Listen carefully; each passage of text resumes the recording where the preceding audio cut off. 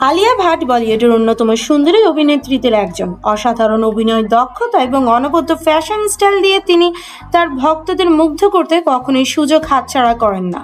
তবে বিশ্বের সবচেয়ে বড় ফ্যাশন ইভেন্ট মেট গালায় যখন আলিয়ার অভিষেক হয়, সেই অনুষ্ঠানে বেশ বিড়ম্বনায় পড়েছিলেন তিনি, আর সেটা হয়েছিল বলিউড কুইন ঐশ্বরিয়া রায়ের কারণে।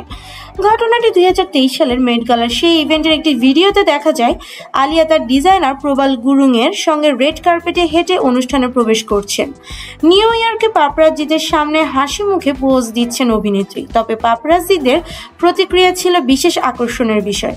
যখন আলিয়া ইভেন্টে প্রবেশ করছিলেন, তখন কিছু পাপরাজ্জি তাকে ঐশ্বরিয়া রায় বচ্চন বলে সম্বোধন করেন, যদিও আলিয়া শান্তভাবে মুচকি হেসে রেড কার্পেট ছেড়ে চলে যান। ভিডিওটি ভাইরাল হওয়ার পর নেটিজেনরা কৌতুকপূর্ণ মন্তব্যে পোস্টের কমেন্ট সেকশনে ভরিয়ে দেন। অনেকের কাছে এই ঘটনাটি নীতা মুকেশ আম্বানির কালচারাল সেন্টার ইভেন্টের প্রতিক্রিয়া হিসেবে উল্লেখ করেন।